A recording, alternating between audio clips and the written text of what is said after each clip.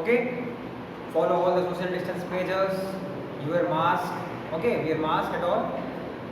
And students, in our last class we have learned about relative motion. Okay, how a motion is like if you want to say an object is moving or not, how will you answer those answers, like how will you consider whether it is moving or not. Totally depends upon the observer. That's what we have concluded from our last session or last lesson. In this class, people will be learning distance and displacement. What is the main difference between distance as well as displacement?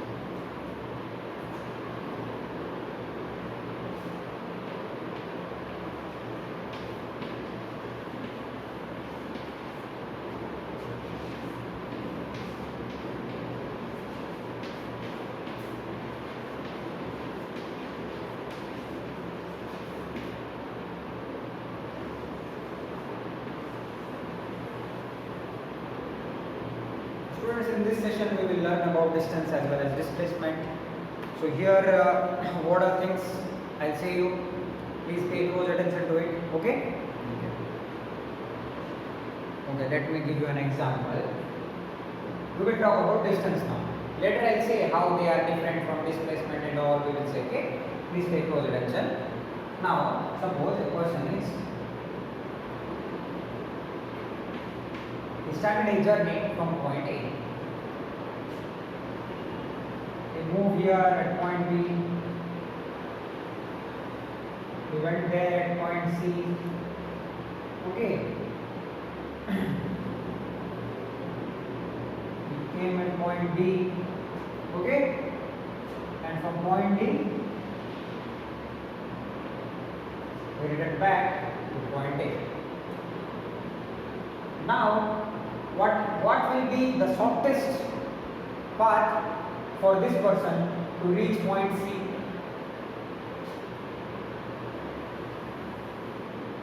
This is only a shortest path by which he can directly reach point C. You don't have to go B and C, right?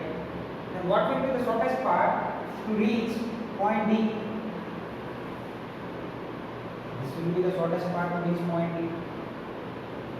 Okay? Here students, the actual path a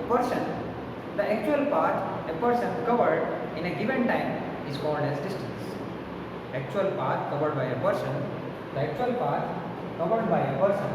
is called as what? Distance.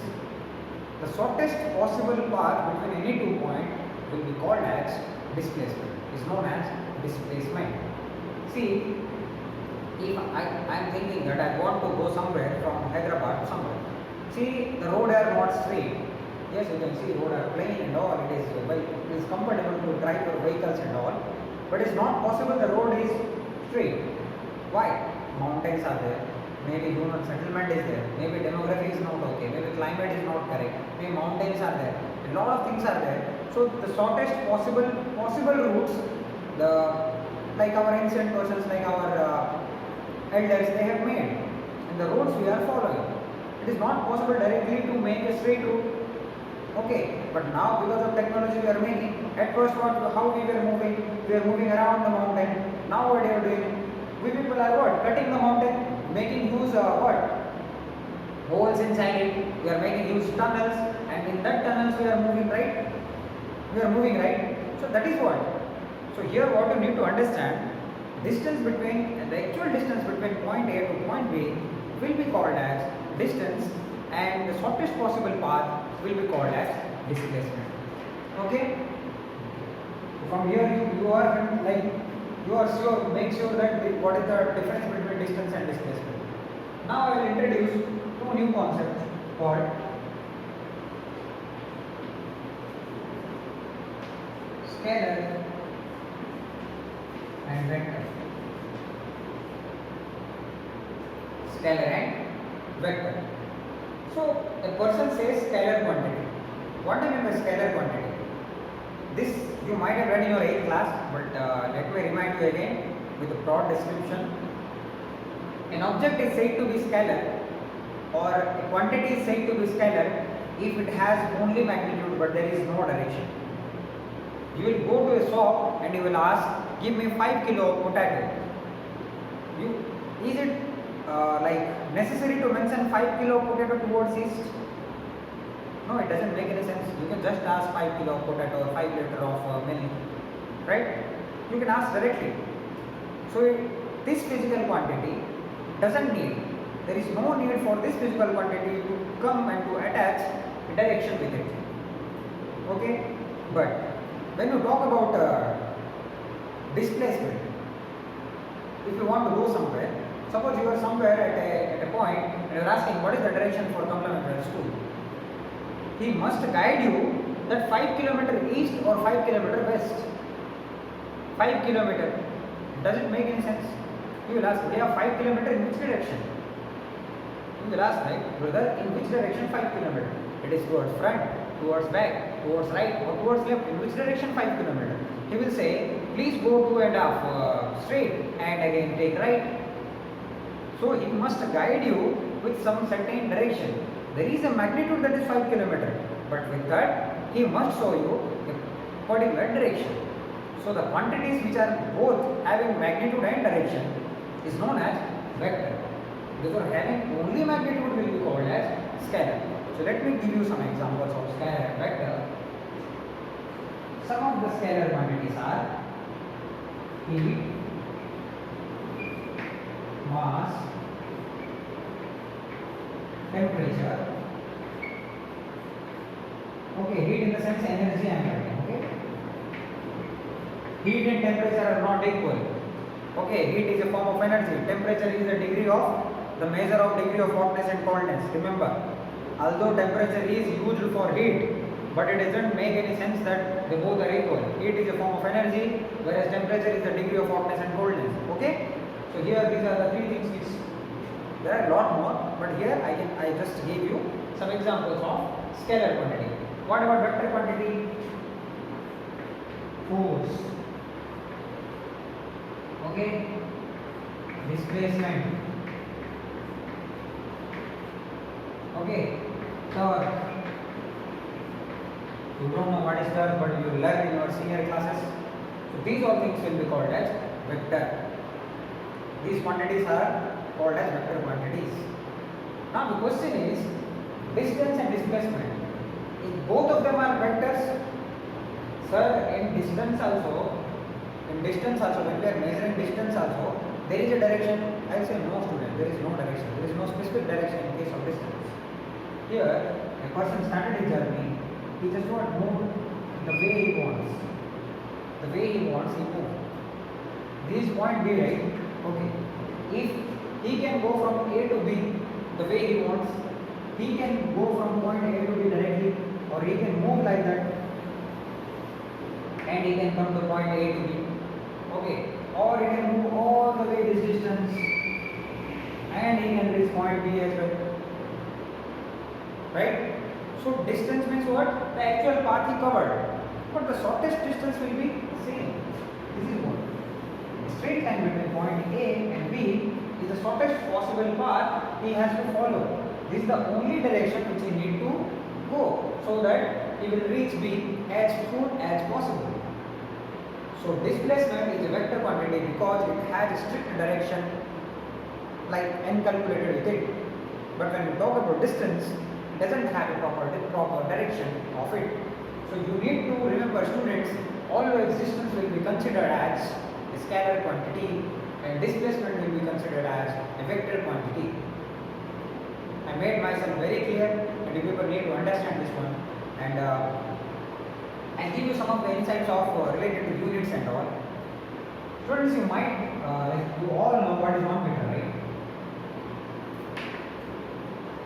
You know 1 meter? Yes.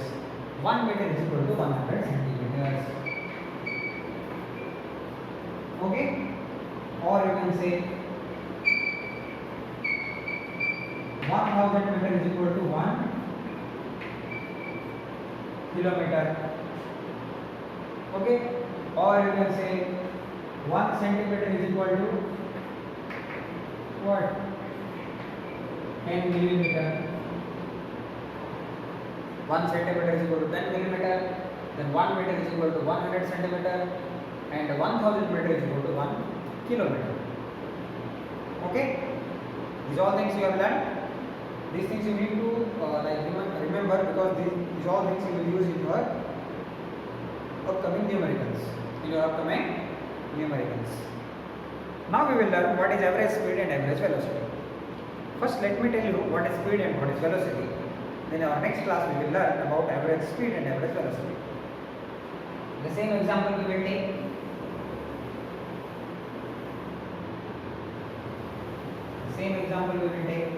Okay.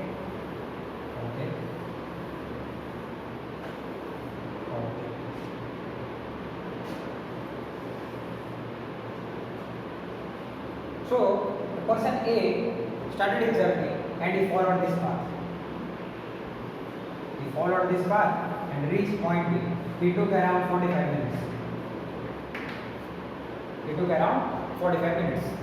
Okay. And the distance, this one is around suppose 15 kilometers. How much, students? 15 kilometers. Okay. Now you will say, what is the speed? What is the speed of the person? What you will say? Speed is equal to distance travelled by time taken. You will say distance travelled by time taken. So what is the distance? 15 kilometers. What is the time we took? We took 45 minutes.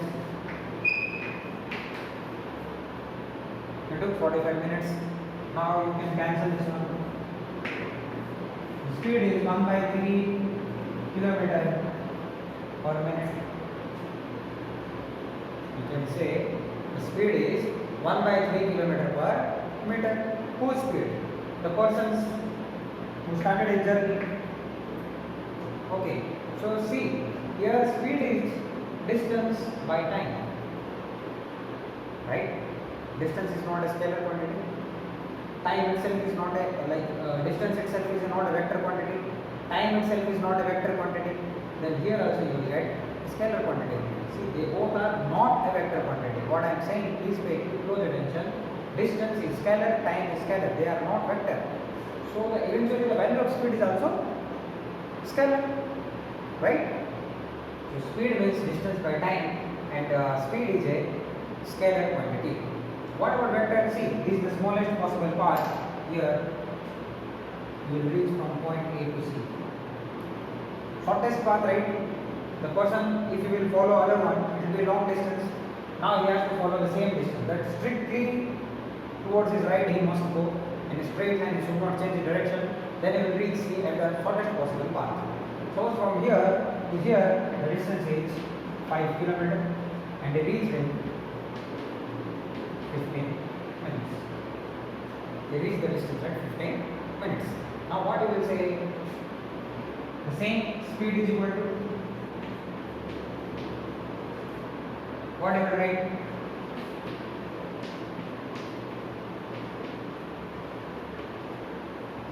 Displacement by time. You will say displacement by time. So here displacement is how much? 5 km. Time taken is how much? 15 minutes. So you will write 1 by 3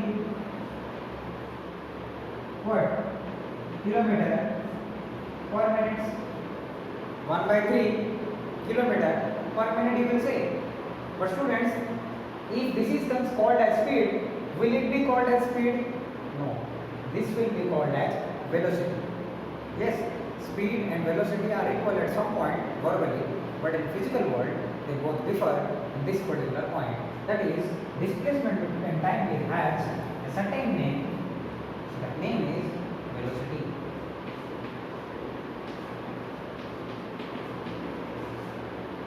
The certain name is called as velocity. Right? I hope you all are clear. You all are perfect till now, and you should know velocity is called as your what? Velocity is known as your. You must remember this is your vector quantity because it has displacement per time taken, and this will be considered as your scalar quantity because it doesn't have any proper direction, that is distance by time taken. So this is the end of our session, students, and thank you. We will all meet in your next session. Till then, bye.